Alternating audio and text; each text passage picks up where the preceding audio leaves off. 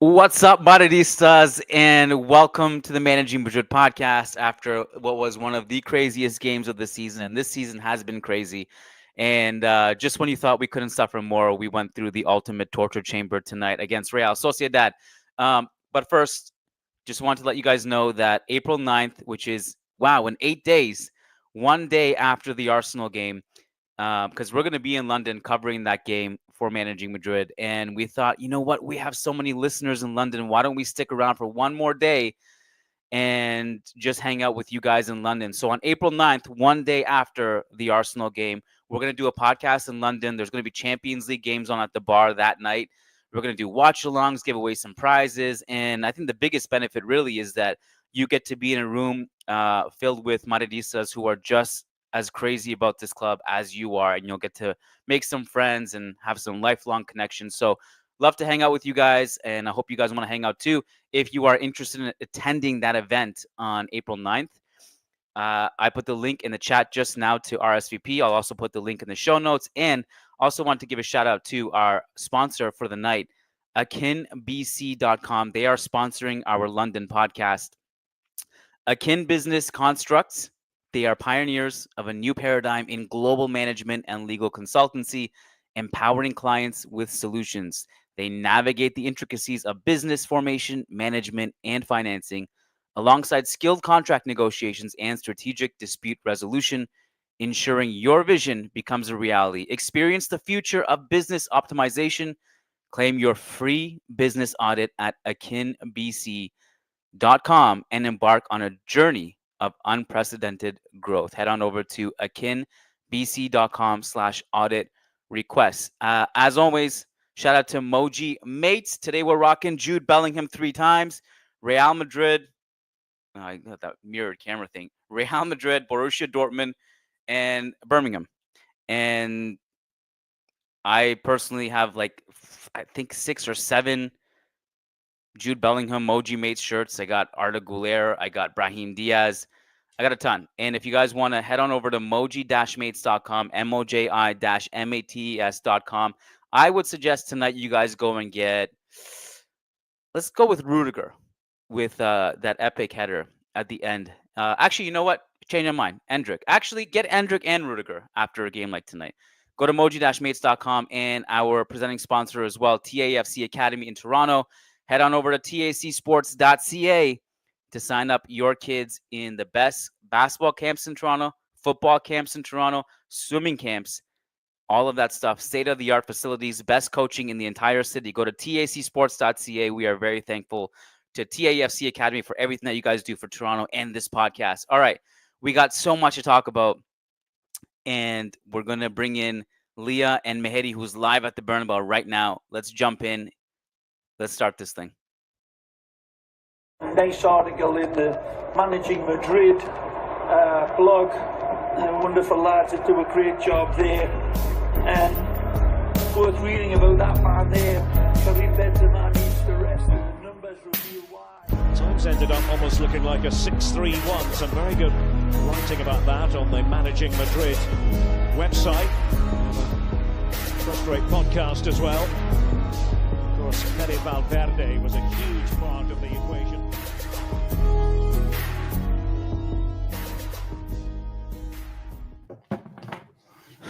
Welcome to the Managing Madrid Podcast. Leah's here, Mehedi's here. We got Mehedi for a few minutes before he heads down to the press conferences. So we're going to start with you, Mehedi. Talk us through it. How was it? Hey Kiyan, hey Leah, and hello to our listeners and viewers. This was a crazy game. Kiyan, as you tweeted that you're not sure if this is the worst game of all time or the best game of all time.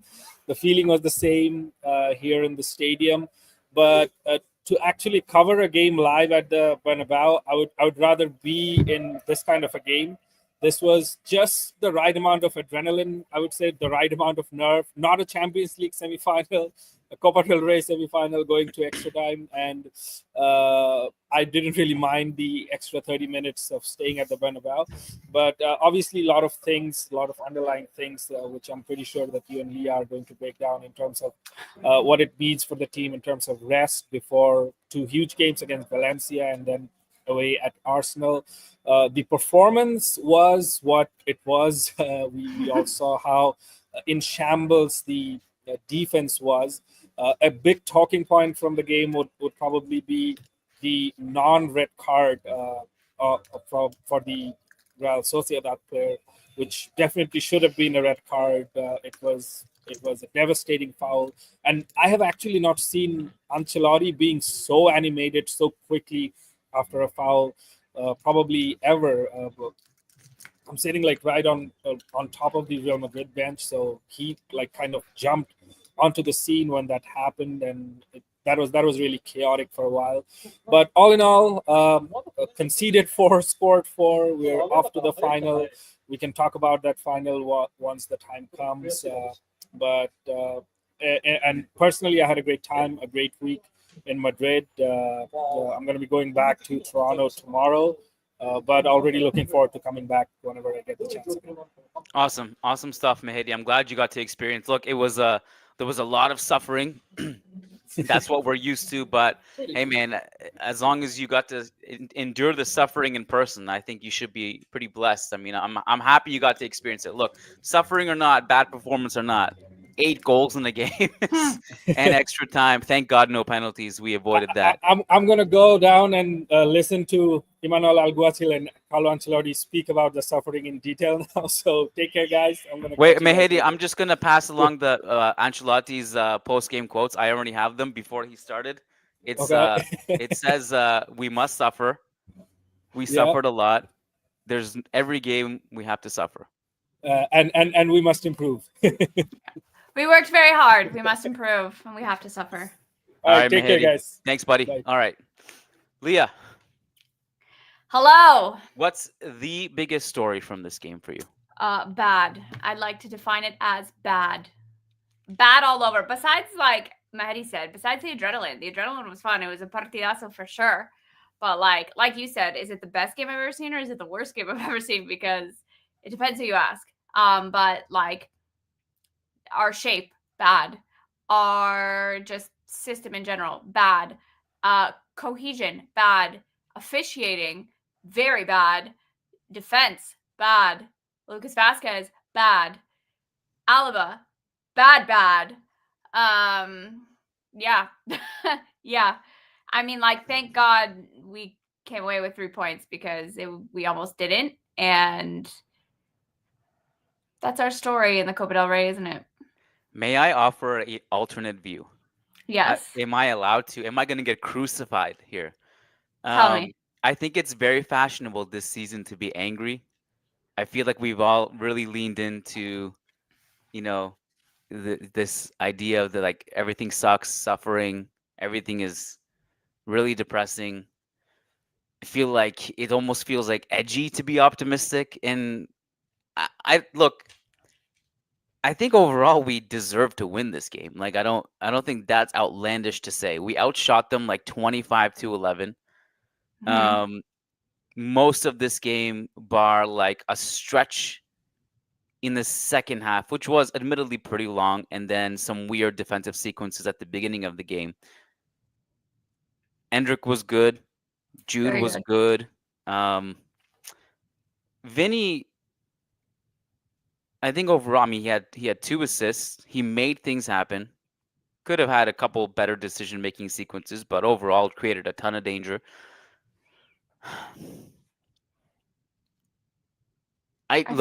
Maybe it's just a low bar, Leah. Like I don't think it was. We suffered, but it wasn't like I don't think it was like this idea that like Real Sociedad came and like outplayed us and deserved to beat us. I think that's probably pushing it. No, I agree, but I think in the sense of bad, like you say, I think our bar is just so low, and it's been like a consistent. We've been consistently bad versus consistently good, and like you said, on the weekend, when you said like I just want 90 minutes of good football, that again was not it. It was like a fun game to watch as a fan or a neutral perhaps, because it was like so end to end. And I don't think Sociedad they also like deserve their flowers. They're a good team. They're a good side. Kubo somehow crucifies us every single time. I just think, like you said, it was like a huge fluctuation in momentum. We started slow. We scored. The momentum picked up, or we had some momentum that picked up before we scored. We scored. We had momentum for like 5-10 minutes, and then it just nosedived again. Then again, slower, like lethargic, consistent defensive errors that led to like some. It's like we get energy and we get. It's the story of Real Madrid in the last like 5 years, but we get motivated from conceding goals, from being down, is when it like kicks their ass in a gear and they're like, oh fuck, we need to make something happen. So here's the SofaScore momentum chart. It's pretty much pure domination from us, apart from that stretch in the second half. Now, just to clarify what I'm actually saying, which is not that this is the Real Madrid standard and this is amazing. Like I said earlier, it's kind of a low bar. Well, what we've seen this season. Where I'm really worried about is our defense. Our set piece defending is truly horrendous. Horrendous. Our wingback situation is truly horrendous. Lucas Vazquez got the start today. He had some problems, but he wasn't even our main problem. Camavinga, I thought, had a good first half attacking wise, and then had a bunch of trouble with Kubo in the second half. Yeah. Fran had a good cameo off the bench. I think also, like, it's the combination for me. Like, if we don't have all of our best players on the field, it's just everything has to be perfect. Like, once everyone came in, because, we didn't start with the Once de Gala in this game, partly because it's Copa del Rey, and Courtois is not 100%. And Mbappe has been kind of rested in these Copa del Rey games in favor of Endrick, who, to be fair, is basically the Di Stefano of this tournament so far. He's on pace to be the greatest goal scorer in Copa del Rey history. To me, Leah, so this is where, like, I see a lot of the problems is on defense. Yeah. If you look at that first goal we conceded from Barrenechea, and it's behind Vazquez, I think, like, to be 100% fair to Vazquez, those plays, the defense, the defense needs to be more airtight, higher up the pitch. And once you get into those situations, here's my attempt at explaining how bad our defense is. Okay, if you look at the positioning of the forwards, like every time Real Sociedad played out of the back, everyone is confused on where to rotate. They get split by one or maximum two passes. Then the dominoes are just set off from there. So, like, we step one by one and leave the open man as a byproduct of our having a terrible press. And you saw it in that goal. Like, the front two are not defending. That first line of defense is very permeable. And then it's played in behind the forwards. And then Asensio steps because he's dragged out of the space with an off-ball run. Fede's not covering the passing lane, and then Vazquez steps to cover for Asensio, and then he has to go back and where Barrenechea is. And there's just a lot of defensive sequences like this where we don't like. Let me put it this way, Leah. I think a good coach who can figure out that Vazquez is a huge liability, he stops the bleeding before the ball even gets to Vazquez. It's like he prevents that winger isolating Vazquez at all, and defends it elsewhere and masks the defensive deficiencies. And look, if Fede is there, then maybe you don't have this problem as much at all, if at all. And if you have your own set of gala and everyone's hitting their defensive rotations, it's fine. But I just feel like our margin of error is just so minuscule that even if we score 4 goals and we create a bunch of chances, our defense is so bad that we're just like, we conceded 4 goals in 90 minutes. All 4 goals came in the 90 minutes, by the way. Yeah, that's a good point. I think that it also comes down to, I agree. And even with Alaba, like, he had a disaster class, yes. Almost a hat trick of own goals. That's, like, really unfortunate. But also, like, I appreciate, resting Rudiger. We have a Champions League game soon against Arsenal. Like, I can appreciate that. And he did kind of suck, but he's coming back from like a 2-year-long injury. He hasn't really had much consistency, many minutes. Like, I'm willing to forgive Alaba. He's probably on his way out, if anything, a fringe player. We're not going to touch on the fact that he is the biggest earner in the club because that's a different topic. But like, I can forgive that, especially now that we won. You know what I mean? Like, I can justify that. I think, like you said, they should we already know that Lucas Vazquez is a liability, and typically Fede is covering that man.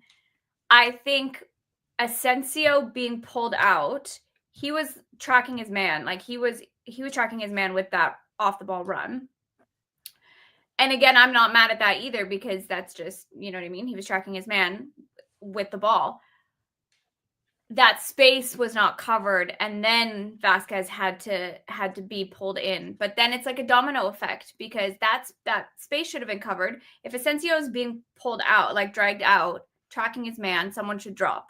If Vazquez is being pulled out of his position to then cover Asensio, Rodrigo should drop. And then, so I think it comes down to like inconsistencies everywhere. Like, our attackers typically don't defend, or inconsistently defend. They're not dropping, they're not tracking back. Where was Tchouaméni in that sequence also? You know, like, he would have been the next Fede or Tchouaméni in that specific goal scenario. So yeah, I think it just comes down to what I said on the weekend, is that everyone is kind of just like in their head playing their own game. And I'm not sure if that comes down to like their own individual performances and how they're lacking cohesion as a team, or if it comes down to like the other side, tactically and from like a coaching or a management perspective. Because I have a perhaps very neutral opinion about Ancelotti. Like, you don't win what he's won with the injuries and the things that like have happened to Real Madrid over the last couple years without you know what I mean? Like, there has to be some sort of like tactical approach there. I just think that sometimes things can get really old really fast. And as an outsider, I'm watching these things happen, and I'm not a football manager, and I'm not a professional football player. So I'm like, if I can see these things happen, like, there must be a method to his madness, is what I'm telling myself. But like Lucas Vazquez, for example, that they must talk about that in training. Like, they must know that, you know, especially when you go up against like Barcelona, for example, you know, he's going to be cooked, whatever side, whomever. Whether it's He's not playing against Barca. For sure, no. If he does, I'm calling it now therapy podcast. No, literally, I'm going on strike if he plays against Barca. But do you know what I mean? Like, I mean, just like fast attackers, fast wingers. They must, like, they know for sure this isn't like a brand new thing or news to like us, to them, to anyone. He's not going to be able, you know what I'm saying? So there has to be some kind of tactical approach that is discussed, and it was just like a mistake. They just, you know, they lost track of where people were and where the ball was and where the play was, and they got caught out and punished. The unfortunate thing is that happens in football, obviously. That happens. The unfortunate thing for us is it happens several times a game, every game. So, Leah, it's written by Cristiano himself in Ancelotti's book that we didn't talk about tactics in training.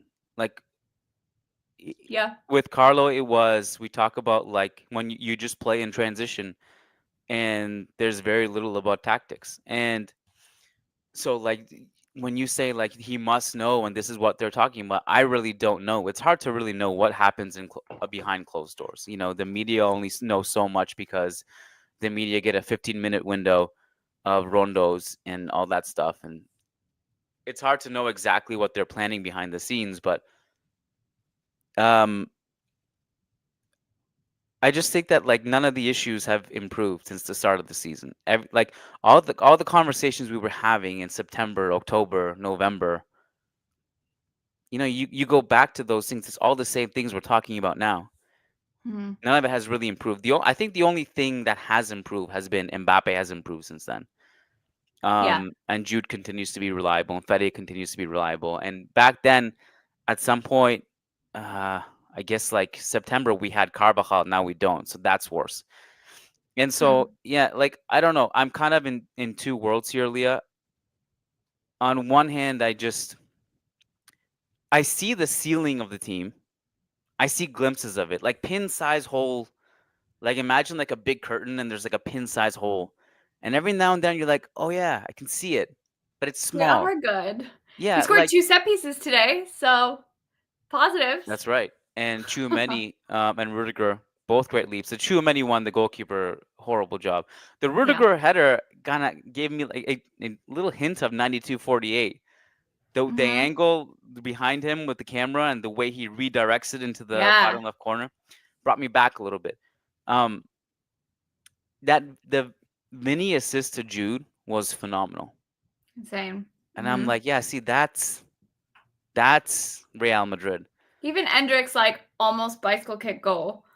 The Endrick goal was insane.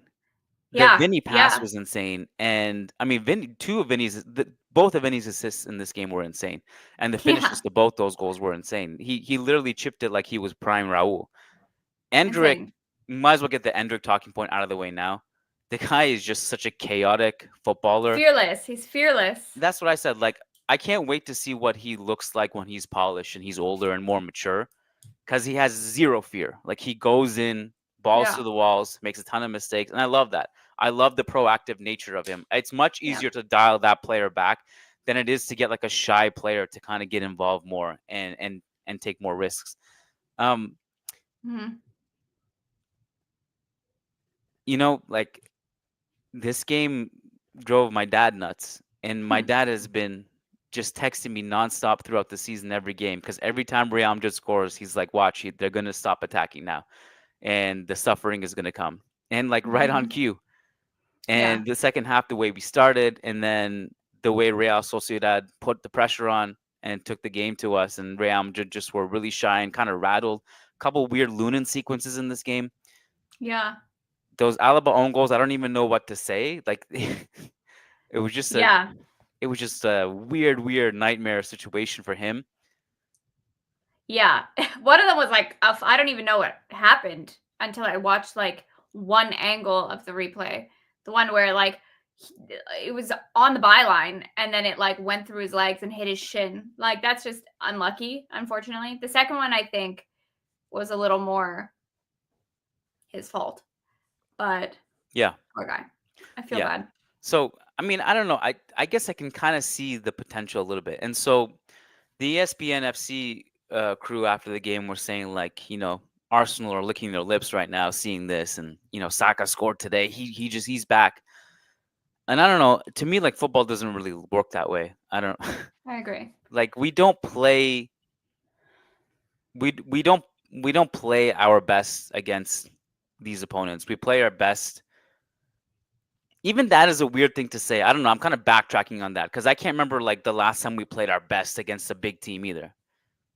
Because you could argue Manchester City don't even count. They're not playing like a big team this year.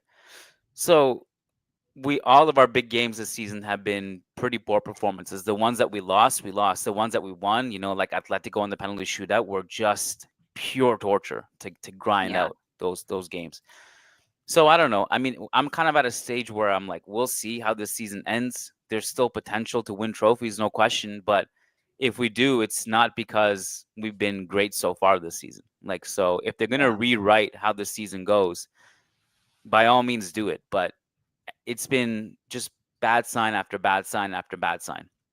And if it's going to be done, it's going to be done off of some true heroics from Courtois and Asensio, Mbappe, etc. Yeah.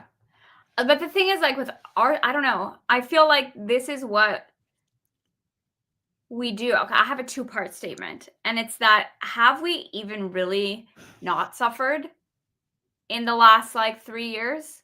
Because all I can remember in recent years, like in recent history, is, like, the great, amazing things that, like, we did and how, like, in 2022, how, like, crazy that run of games were. And every remontada, and not even in Champions League, in La Liga too. There was one against Sevilla to win the league, and then there was like consistent remontadas. And it was Leah, like 3 years. We've been suffering for decades. this is what I'm saying. 2022, we suffered all those games before winning the Champions League. That's Okay, what I'm so I think saying. the non-suffering years were like 2018, 2017, 2016, the three-peat era. Yes. That was Yeah. like it wasn't all roses and butterflies. Like in 2018 when we beat Liverpool in the final, we also were like 17 points behind Barca in the league. 2013, 2014, La Decima. Can't tell me we weren't suffering for 92 minutes before Literally. we won. That's what I It's part of mean. like to me, like it's part of the reason why some of these victories actually make us so jubilant and lose Yeah. our minds so much, because it's like we're like trapped in the cage and we're suffering, and then all of a sudden the cage just gets freed open. Yeah. And that's what it felt like when Sergio Ramos scored. It was like we were all kind of released from that cage of Yeah. like mental anxiety and like suffering. It's part That's of what like I the territory mean. that comes with it. But the question has always been, does it need to be this way at a club so loaded? Yeah. And is that a spoiled thing to say, because nobody wins as much as we do? Do you know how many teams and fans would love to have the problems we're complaining about right now? Facts. It's true. And this is this is what I'm saying. So like we're in that now, the part of the season where like we're still going to suffer, but like we're still probably going to win things. And that's what I mean with Arsenal. We could come off of a game, and that happened last year, that happened the year before, that happened the last however many years, where like we just like barely scrape by and play the worst 90 minutes of football that you've ever seen, and then go into a Champions League game and like either like losing for 3/4 of the game and then come back and win by like 3 goals. So I don't know. I feel a different way, or completely dominate in Champions League and then like the game before just shit the bed. So I don't know. Arsenal doesn't stress me out as much as maybe it should. I feel like scarily optimistic about that match. My other question though is like, given that our only time of non-suffering, look at the squad that we had in 16, 17, 18 during the 3P era, but like Zidane's a very different manager than Ancelotti was. I know we had Zidane again after Lopetegui and Solari, but like if we had a manager, if Ancelotti were to leave at the end of this season and we had another manager come in, and bear in mind that the last, like this squad that we have right now, bar Modric and like kind of Vinny, Rodrigo, whoever, haven't really played under another manager at Real Madrid. I mean, obviously Vasquez, there's a few. But like, how do you think that our play style and not so much like the tactical approach, because obviously that would change, but like the mindset of the players change with a different manager coming in and like switching things up and making it more like having a more tactical approach after playing on a more like vibey approach for the last like 5 years?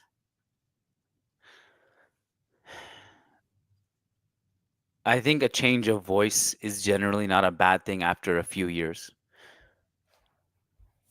I think it was Pep himself who said managers have like a 3-year cycle. I think other managers have talked about this.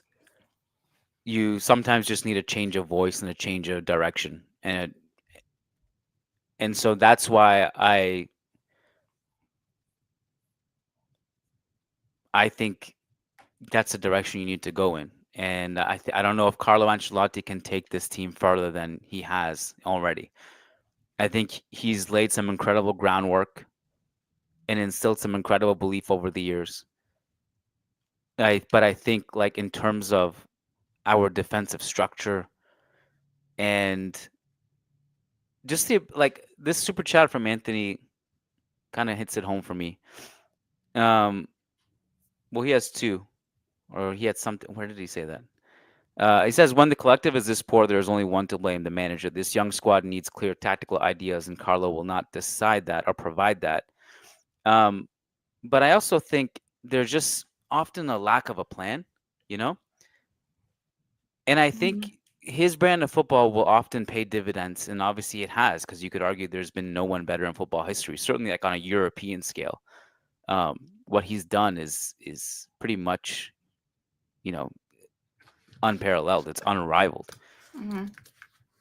But there are times where it's like it's clear that like when you're out of your depth and you need a direction to adjust to some of these tactical battles that you're losing in. And I just don't see us recovering from that. And I think this season, the biggest one was you went into that Clasico 4-0 and you regressed so much from that game, from one game to the next, that it just made me think like, where were the adjustments? How did we learn nothing from the first time we played them? How did we Mm-hmm. regress this much? And I, with your point about Arsenal, maybe like, and if you're worried about them or not, I think Arsenal are a fantastic team, and it's very clear Mm-hmm. watching them play for reasons we've discussed to death, and also we're doing Arsenal preview soon.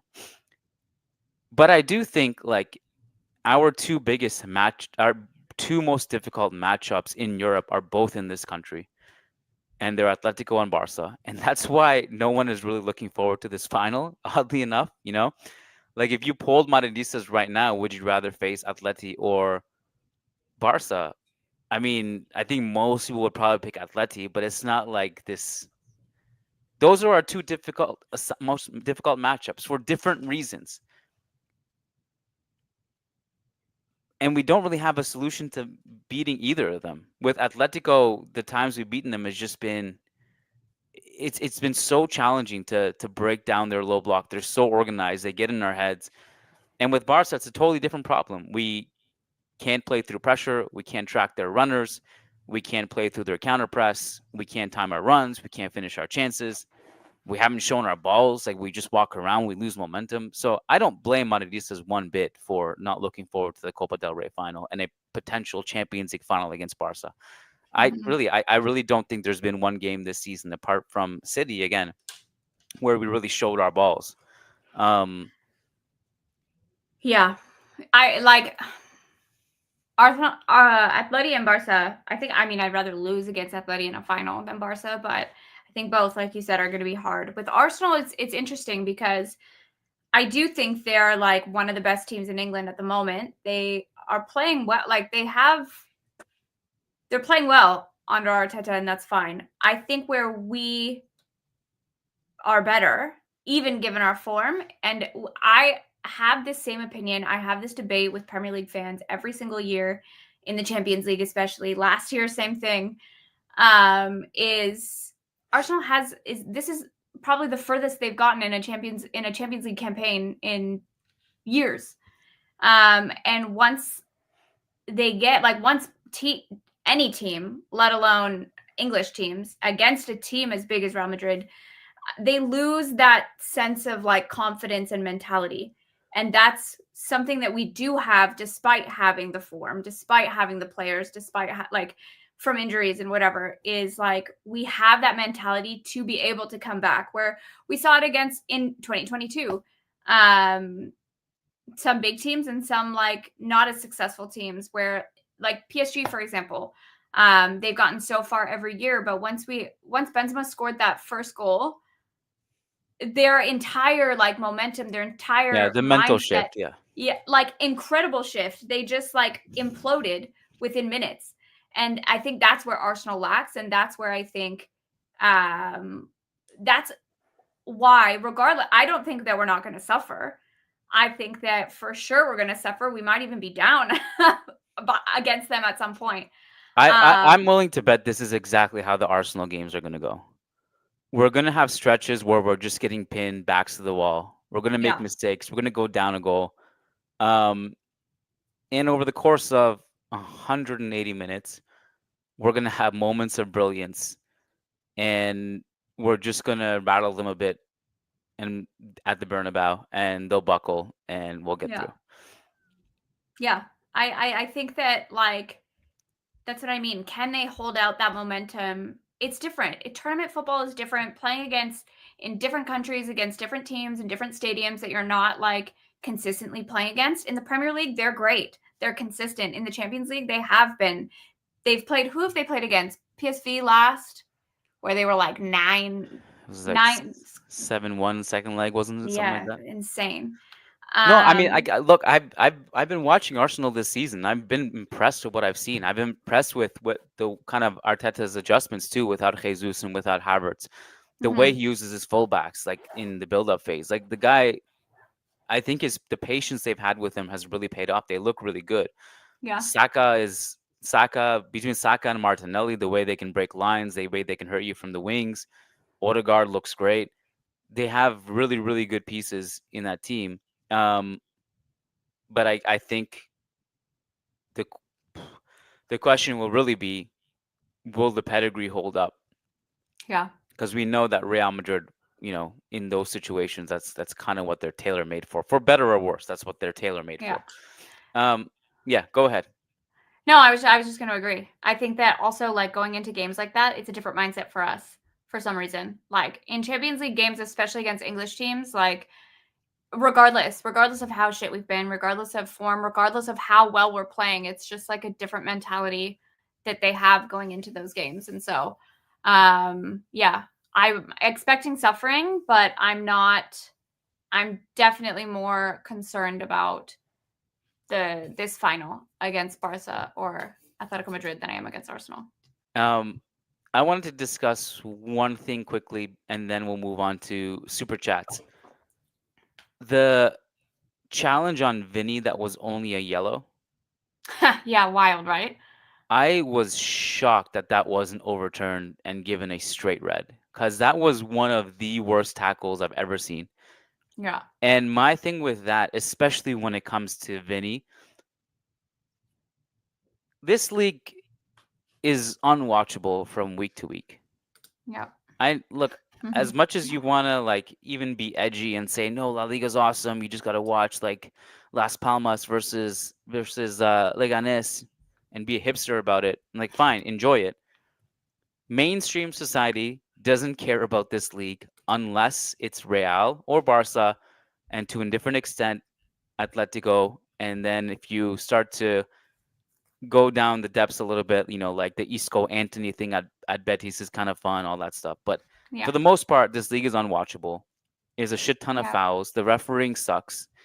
Mhm. And when you don't protect the poster child of the league, the faces of the league, the superstars, and you're basically sending a message like it's okay to break his legs. But where we draw the line is if you complain, then you're the provoker and we got to give you a yellow card. This stuff Yeah, drives me nuts. I hated the way that was handled.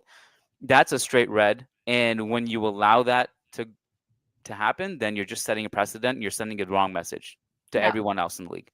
I hate it. yeah. No, yeah. Well, I Yeah. mean, yeah. And I've never been a more obvious straight red, in my opinion. And then there were other ones too. The foul against Vinny.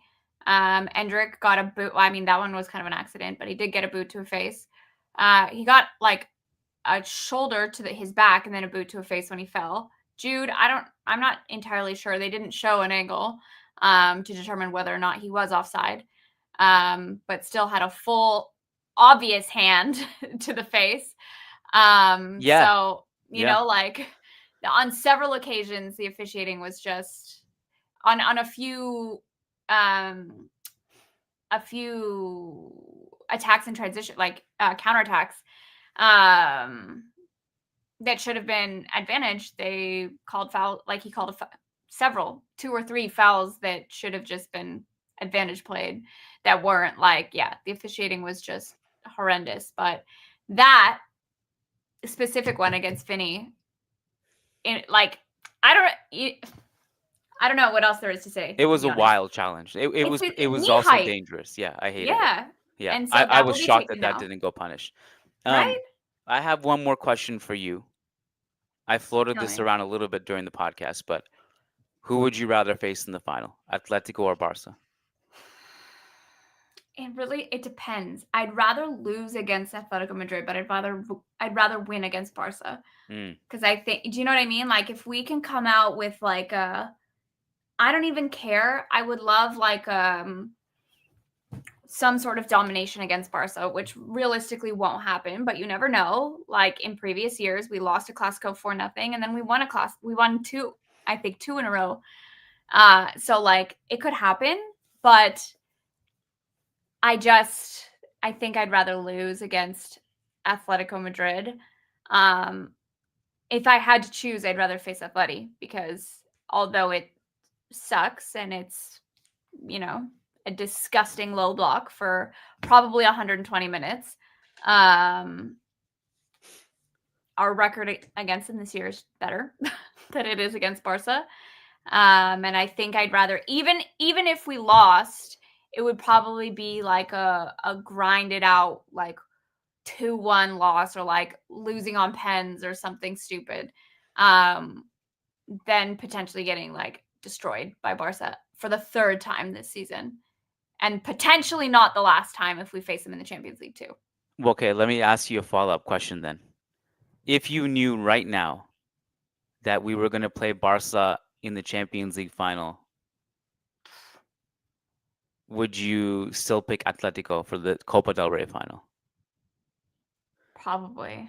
Okay. You The reason I imagine- ask that is that because if we know we have to go through Barca to get the Champions League title this year, I want one more shot against them before that. But then what if we lose 2 finals against them? Well, if it's gonna happen, it's gonna happen. You need. I think you need one game against them in a final, because if you're gonna play them in a final this season, in the Champions League final, if you get a W against them in one final already heading into that, I think it's a game changer. Yeah. And finals are kind of our thing. So, like, you never know. Honestly, I'd rather play 0. I'd rather play neither of them. So, I would have rather lose today than lose to Barca in the final. I think probably everyone would. I feel like maybe that's obvious. All right. Well, let's take super chats. Let's also see how much Atletico bend over tomorrow as well. Zaffrey says 8 different players in our defense: Lucas, Raul, Alaba, Camavinga, Rudiger, Fran, Chu, and Fede. I don't think I've seen that before. Not sure what to think about that. I don't think I've seen that either. I have an opinion on this. Okay. And I've said this to you before. I think it's our fault. It's a blessing and a curse to have players that are so versatile, because no one builds consistency in any position, which leads to inconsistencies in form, mistakes. Like, you know what I mean? When's the last time Camavinga's played left back? 3 months ago? 5 months ago? In the last time he played with France in like the Euros? Like a lot. It's great when you need it, but when it's consistent, it's not great. So like Fede is a godsend and he can do anything. So having him be able to drop to right back to fill that position temporarily is a great thing. But then Fede's an anomaly. I think that's a bad example, because I would not be honestly mad if he did even convert to a right back, and then be able to like kind of have like a free roam role. So that's a bad example. But like Tchouaméni, he's decent at center back. That's fine, but he's great as a DM too. And I think you lose that consistency and that momentum that he has in midfield by dropping him to, you know what I mean? So Yeah. out of all of these that we have, only one of them is like an out and out starting defender, which is wild. One out of 8. Yeah, well, that's the thing. This game is a weird anomaly in that it's a semifinal, second leg that went into extra time. But even though it was a semifinal, Ancelotti still did a little bit of rotation. He started Vasquez at right back, and it went into extra time. So now all of a sudden you have to go through 120 minutes, and then your starting center backs and starting defenders start to come in, and players just kind of move around. It was kind of an anomaly. I don't know. It's part of the reason why I don't think I've ever seen this before either. Like, that much variance in one game in your backline is. You guys meant today. Okay, yes. Yeah. Yeah, I don't think I've ever seen it either. Leah just went on an entire tangent about something else. Yeah, relevant. It's okay. It still made sense to me. Okay, we took that one. Well, Sheikh Atiri says team, especially Rodrigo and Fede, looked really tired. That was the biggest problem when our performance dropped. Naturally, they played 100 plus minutes. That was seeing like Fede and Bellingham kind of go down and stay down for a little bit, not Mm-hmm. something I was A that made week my before heart happy. I'll Arsenal, just put it by that the way. way. Yeah. A week before Arsenal. And 120 minutes a week before Arsenal. Rodrigo and Fede just got back like 4 days ago from international break too. Wild. Anyways, Shay also says Madrid and Southampton have the most in common. The only teams whose fans know what it's like to suffer for 90 minutes. What happened to Southampton? Am I missing something? you add up all, like, let's say even this season, you add up 90 minutes of suffering. How many minutes do you think we've suffered in like the last 3 years? Like months worth of minutes. Months worth of suffering. I have like this year, I've noticed a lot of grays in my beard. I think that's also because I'm growing it out a little bit more. When you grow it out, it's more noticeable. But I don't know. I think Blame Real Madrid. we Ay, man. already talked this one a little bit. But Avunu says, "How do we have the same problems from September to April? This is the biggest indictment of Carlo. The cohesion of the front three is somehow worse." Okay. I feel like I'm just talking out of my ass today, low key, but I feel I might get crucified for saying this. I think that Ancelotti's time is done, is over. I think we need someone new, something fresh. But I don't think our problems are 100% his fault. Last year, this year, like we started the season sans defenders. You know, like Militao was just coming back. He got injured at the very beginning of the season. Alaba wasn't back.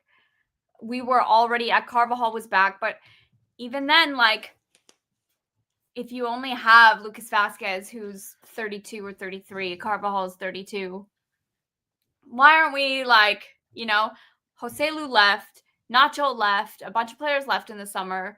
Like, Ancelotti asked for players, wanted to sign players. Then all of these players got injured. We still didn't sign anyone in the winter, even on loan, like even a cheap, silly loan to like mitigate some sort of like gap. It's hard. It's hard when like you're running out of options due to injuries. However, I think that there's just a lot of stubbornness too from his point of view, like not rotating, not starting the same players in the same position with the same system or the same like roles when it's just obviously not working, aka Lucas Vasquez at right back, or like for a couple weeks he wanted to start Alaba over Asensio. Like Asensio proved time and time again like how important It he takes was. time to get inside Carlo's circle of trust. Yes, agreed. Once you're in, but it can take a long time. By the way, having said all that, guess what? What? We're still gonna win the Champions League. Period. Because that's what we do. Sadman Zalani says, "Do you think if we win something this season, we will be overachieving based on the quality we have shown on the field, not on paper?" Yes, I think so. I think if before the season, if we won, obviously it would be like, yeah, obviously we just signed Mbappe and we're defending champs in 2 competitions. So, but based on what we've seen this season, I think the expectations have certainly dropped. No question. Yeah. Cool. So, do you have anything else, Leah, that you wanted to address? I think Tchouaméni has been great since he was whistled and booed. So that's good. That's a positive. We scored 2 set pieces, so hopefully we learn how to defend them before we play 2 good set piece takers in the final. Endrick is really great. I think that he could be unpolished. If he started and was unpolished, I still think he would like be better than a lot of strikers in Europe. I think, yeah, that's all I think. I think we just suffer, and it's in our DNA. I'll just add something on Vinny. I think he had this was closer to the good version of Vinny. And we Yes. expect so much from him, because he's a Ballon d'Or level player. Hmm. But I like that he had a pretty high volume like of usage in this game. There were a couple times where, Aramburu was able to dispossess him, or Kubo came over and defended him well, covered him well. But he also had some great dribbling sequences. The two assists were fantastic. He worked hard defensively today, which I think often, like, if he does that, it will go unnoticed with him. Especially in that first half, it was actually him tracking, while Rodrigo and Endrick or Jude would actually be higher up the pitch, and he was sprinting back to help win possession. I liked Vinny in this game. That's my take. This was closer. This was a step in the right direction for me. And if I'm going to close this podcast with something optimistic, this is what I would say. I would say if we have our starting 11 on the field with our best players, which we didn't today because Vasquez started at right back, I think we can piece it together. I don't think it's going to be comfortable, and I don't think we're going to dominate. But I think we have enough. We have enough. I think so too. And This is- but I'm out on the league. I don't think we're going to win the league, but I think we can win the other two. I'm okay with that.